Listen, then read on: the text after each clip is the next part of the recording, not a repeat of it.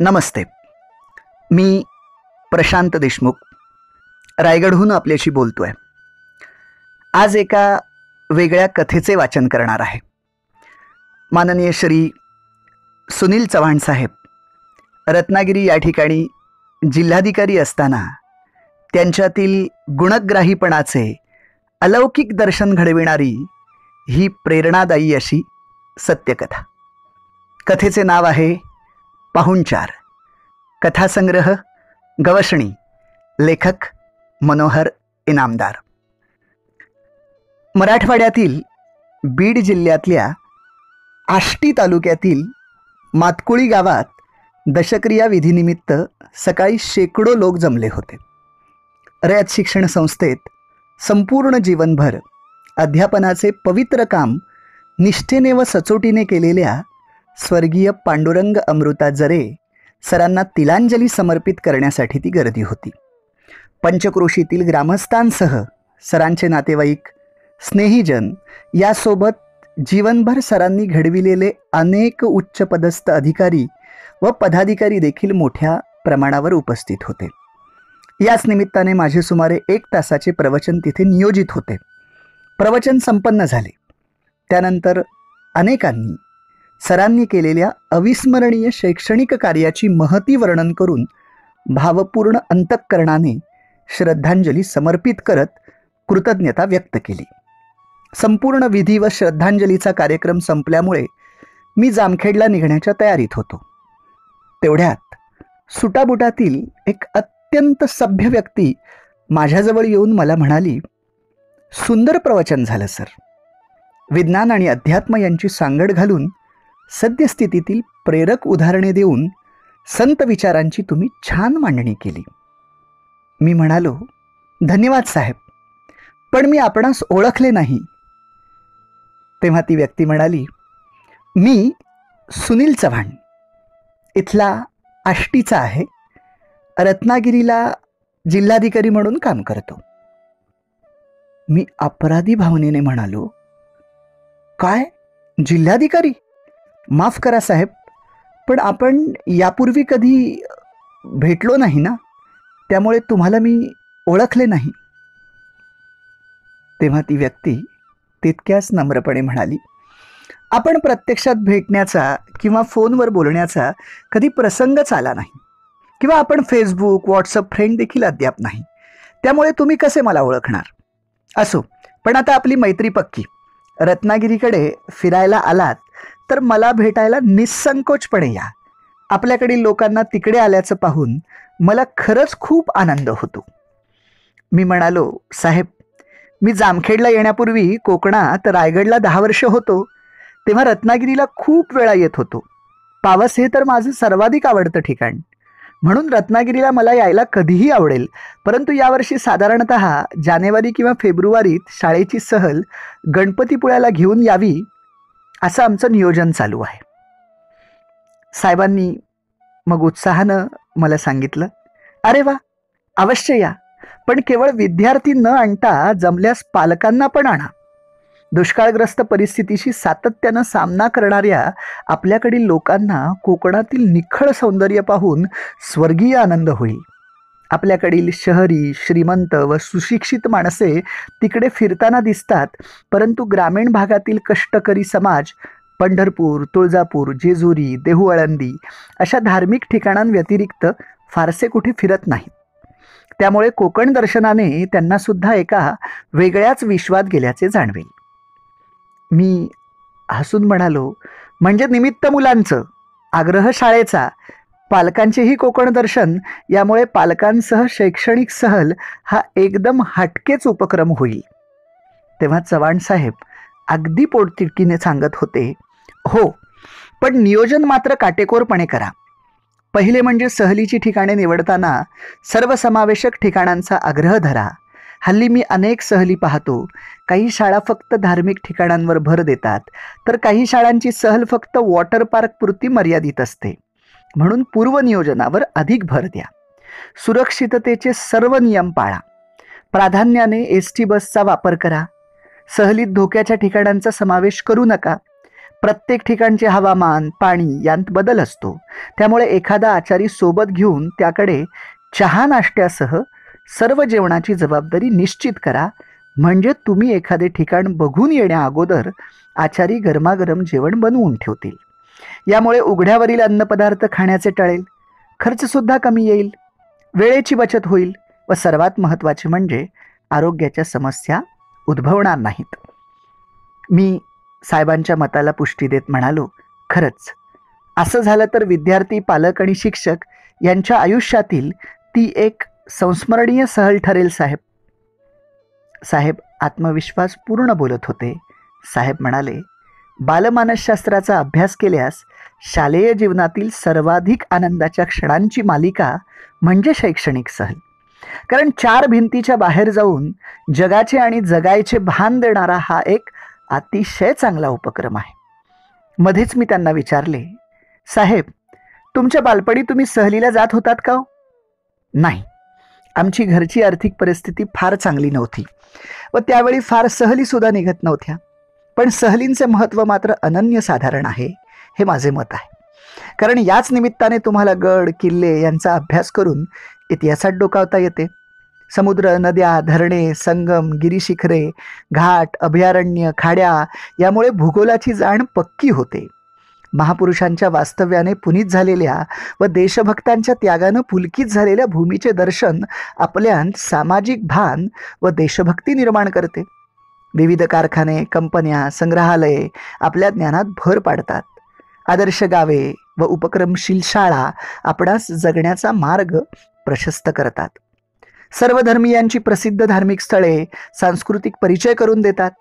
डोंगरात कोरलेल्या लेण्या व निसर्ग समृद्ध ठिकाणे जगण्यातील सौंदर्य वाढविण्यास मदत करतात. प्रेरणादायी व्यक्तींच्या मुलाखती संघर्षावर मात करण्याच्या उर्मी जाग्या करतात. याच कारणामुळे भारतातील अनेक संत, ऋषीमुनी, क्रांतिकारक, राजे महाराजे, समाजसेवक जुन्या काळात भारत भ्रमण अर्थात देशाटन करत होते. त्यांनी डोळसपणे केलेल्या पर्यटनामुळे त्यांना आपल्या अवतार कार्याचे स्वरूप स्पष्ट करता आले होते. एक जिल्हाधिकारी इतक्या तळमळीनं केवळ सहलीचे जीवनातील महत्त्व विशद करत आहे हे बघून मी तर अवाक झालो होतो. साहेब तुम्ही जर सहकार्य व असंच मार्गदर्शन केलं तर यावर्षी तुमच्या संकल्पनेप्रमाणे एक आदर्श, प्रेरणादायी आणि चिरस्मरणीय शैक्षणिक सहल आम्ही नक्कीच काढू. मी अगदी हात जोडून नम्रपणे म्हणालो. एकमेकांचे संपर्क क्रमांक आम्ही घेणार होतोच. सहलीची तारीख नक्की झाल्यावर मला अवश्य कळवा, माझा मोबाईल नंबर घ्या व संपर्कात राहा, असं साहेबांनी सांगितलं. अगदी एकमेकांचे संपर्क क्रमांक आम्ही घेतले आणि परस्परांचा निरोप घेतला. आमचा इकडे सहलीचा विचार अधिक दृढ होत गेला. दत्तवाडी, उऱ्हे वस्ती, काकडे वस्ती व पवार वस्ती या आमच्या नानच केंद्रातील कमी पटाच्या 4 शाळांतील 60 विद्यार्थी, 6 शिक्षक व 45 पालक सहलीसाठी तयार झाले. शिक्षक व विद्यार्थी यांची स्वतंत्र तर पालकांची स्वतंत्र बस करण्याचे ठरले. पालक समवेत असल्यामुळे 3 दिवसांच्या या सहलीसाठी 6 वर्षांच्या चिमुकल्यांपासून ते 80 वर्षाच्या वृद्धांपर्यंत सर्वांनी कोकण दर्शनसाठी उत्स्फूर्त सहभाग नोंदवला. सर्वांची आरोग्य तपासणी केली. रक्तगट काढून प्रवासी विमा देखील उतरवून घेतला. आमच्या 4ही शाळांत पालक मेळाव्यांचा धडाका सुरू झाला. सूक्ष्म नियोजनावर अधिक भर देण्यात आला. सर्वसमावेशक ठिकाणांची निवड करताना सर्वांच्या संमतीने वाई, परशुराम, महालक्ष्मी मंदिर व गणपतीपुळे या धार्मिक ठिकाणांची निवड केली. साहित्याबद्दल प्रेम निर्माण व्हावे व वाचनाची रुची वाढावी यासाठी पुस्तकांचे गाव म्हणून महाराष्ट्र शासनाने घोषित केलेले भिलार तसेच मालगुंड येथील कवी केशवसूत स्मारक पाहण्याचे नक्की केले. मनोरंजनासोबत ज्ञानातही भर पडेल आणि खास फोटो सेशन करता येईल यासाठी प्रतापगडाच्या पायथ्याशी असलेले चंद्रकांत उतेकर बंधूंचे शिवकालीन खेडे संग्रहालय आणि गणपतीपुळ्यातील वैभव सरदेसाई यांचे समग्र कोकण दर्शन संग्रहालय यांना पसंती दिली. छत्रपती शिवाजी महाराजांच्या चरित्राचा जवळून अभ्यास करता यावा यासाठी प्रतापगड व डेरवण येथील शिवसृष्टी अर्थात शिवसमर्थगड यांचा समावेश केला. संतांच्या दीर्घकालीन वास्तव्याचे वास्तव्याने अगदी पुनीत झालेल्या भूमीची दिव्य स्पंदने व मनःशांती अनुभवण्यासाठी स्वामी स्वरूपानंदांचे पावस व अखंड अन्नदान आणि नामस्मरणाचा महिमा गात असलेले श्री क्षेत्र गोंदवले या क्षेत्रांची निवड केली. निसर्गाची विलोभनीय रूपे डोळ्यांत साठवता यावीत यासाठी पाचगणी, महाबळेश्वर व रत्नागिरी बीच याला प्राधान्य देण्यात आले. सामान्य ज्ञानात भर पडावी यासाठी रत्नागिरीतील मत्स्यालय व कोल्हापूर येथील शाहू पॅलेसचा समावेश केला आणि खास बोटिंगचा आनंद घेण्यासाठी प्रसिद्ध असलेले महाबळेश्वरचे वेण्णा लेक व कोल्हापुरातील रंकाळा यांची निवड करण्यात आली. सोबत एक आचारी, 3 मदतनीस महिला व त्यांच्यासाठी स्वतंत्र वाहन आणि त्यात किराणा, भाजीपाला, पाण्याचे जार, गॅस शेगडी, बस्करपट्ट्या व पत्रावळ्यांसह सर्व साहित्य घेण्याचे नियोजन केले.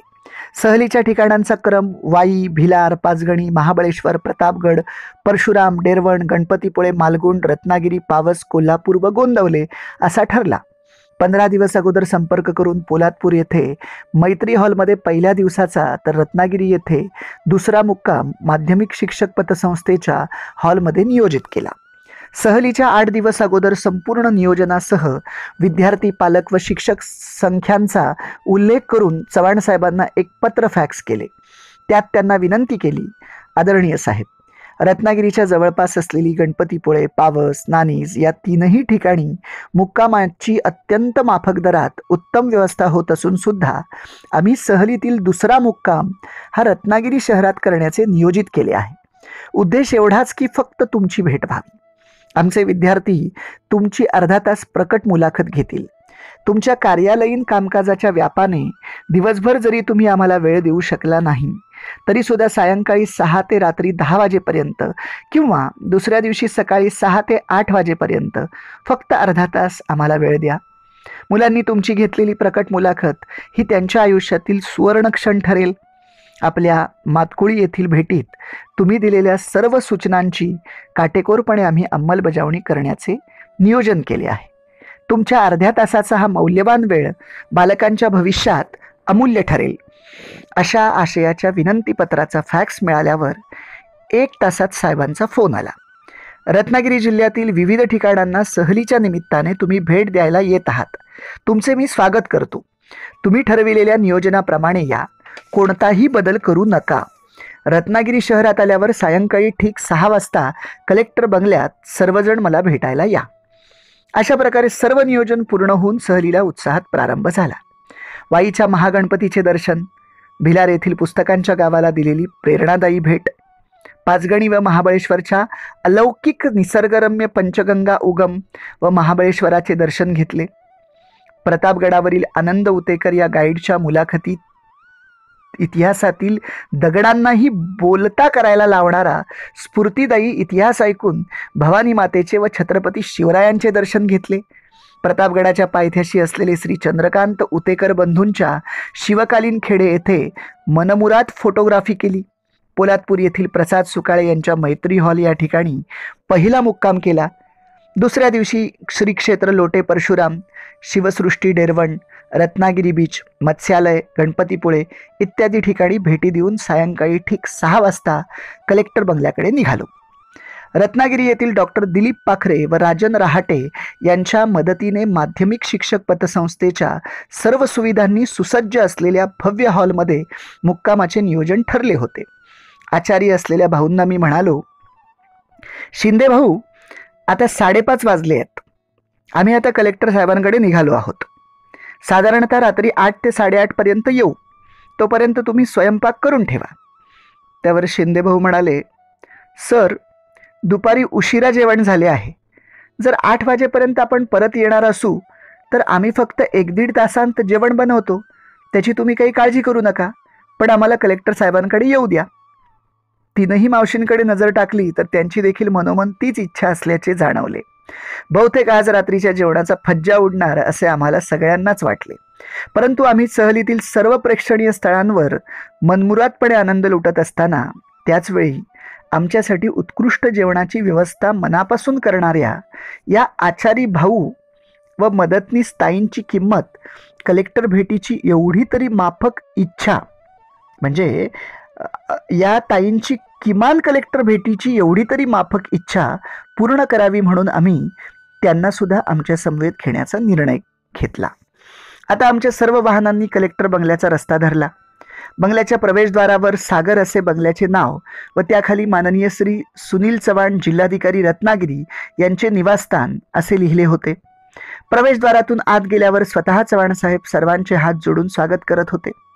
प्रवास कसा झाला, थकला नाहीत ना, कसं वाटलं कोकण, असे आपुलकीने विचारून प्रत्येक बच्चे कंपनीला हस्तांदोलन करत होते. बंगल्यासमोरील विस्तीर्ण हिरवळीवर सुंदर बैठक व्यवस्था केली होती. 4-5 हॅलोजन लावले होते. सुंदर असे स्टेज करण्यात आले होते. श्रमपरिहार व्हावा व मनोरंजनही घडावे यासाठी संगीत मैफलसाठी वाद्यवृंद व्यवस्था सुसज्ज केली होती. उत्तम साऊंड सिस्टीम व्यवस्था होती. खरं तर हे आमच्या कल्पनेपेक्षा फारच वेगळे असे दृश्य होते. सुरुवातीला कलेक्टर साहेबांनी सर्वांचे शाब्दिक स्वागत केले. तुम्ही आपल्या गावाकडून आलेला आहात म्हणून तुम्ही आमचे पाहुणे आहात. नंतर त्यांनी प्रथम सर्व वाहन चालकांचा आणि नंतर आचारी व त्यांच्या 3 मदतनीस ताई यांचा सत्कार केला. यानंतर विद्यार्थी प्रतिनिधी म्हणून जिल्हा परिषद अहमदनगरच्या वतीने भारतीय अंतराळ संशोधन संस्थेत अभ्यास दौऱ्यासाठी निवड झालेल्या आमच्या दत्तवाडी शाळेतील प्राजक्ता हनुमंत घोगरे हिचा विशेष सत्कार केला. यानंतर आपल्या सुरेल आवाजाने संपूर्ण राज्याला मोहिनी घालणाऱ्या सानिका दीपक बेंडकर या चिपळूण तालुक्यातील कुंभारली गावातल्या जिल्हा परिषद शाळेतील एका चिमुकलीचा सत्कार केला. अत्यंत गरीब कुटुंबातील त्या मुलीच्या अप्रतिम गायनाचे काही व्हिडिओ सहलीच्या 4-5 दिवस अगोदर मी साहेबांना व्हॉट्सॲपवर पाठवले होते. रत्नागिरी जिल्ह्यातील गायन कलेच्या क्षेत्रातील एक उमलते सुगंधी पुष्प असल्याची तीव्र जाणीव झाल्यामुळे साहेबांनी सानिकासह तिचे आईवडील व शिक्षक वृंदांना आमंत्रित केले होते. यानंतर आमच्या 4ही शाळेतील शिक्षकांचा सत्कार करून पालकांसह शैक्षणिक सहलीचे उत्कृष्ट आयोजन केल्याबद्दल अभिनंदन केले. या सत्कार समारंभानंतर त्यांनी प्रथम रत्नागिरी जिल्ह्याचा इतिहास सांगून तिथली सांस्कृतिक, भौगोलिक व ऐतिहासिक वैशिष्ट्ये सांगत पर्यटन स्थळांची माहिती दिली. यानंतर स्टेजवर 2 खुर्च्या मांडायला सांगितल्या. एका खुर्चीवर ते स्वतः बसले व दुसऱ्या खुर्चीवर त्यांची प्रकट मुलाखत घेणारा विद्यार्थी बसत होता. वेळेच्या दृष्टीनं प्रत्येक शाळेतील 2 विद्यार्थी एक प्रश्न विचारत होते व साहेब त्यांच्या प्रश्नांची उत्तरे देत होते. तुम्ही किती तास अभ्यास करत होता? कलेक्टर म्हणजे काय? तुमचे आदर्श व प्रेरणास्थान कोण? तुमच्या बालपणातील शालेय सहलीचा एखादा मजेदार प्रसंग सांगा. असे एक ना अनेक प्रश्नांना जिल्हाधिकारी साहेब सविस्तरपणे व अत्यंत दिलखुलासपणे मुलाखत देत होते. यानंतर काही विद्यार्थ्यांनी गायन, काहींनी भाषणे तर काहींनी हार्मोनियम वादन करून सर्वांची मने जिंकली. आता रात्रीचे 8:30 वाजले होते. साहेबांनी सर्वांना जेवणाची विनंती केली. साहेब म्हणाले, काल व आज तुमचा प्रवास फार मोठा झाला आहे. उद्या तुमचा परतीचा प्रवास सुरू होणार आहे. तुम्ही थकला असाल, भूकही लागली असेल, तुम्हाला आरामाची देखील गरज आहे.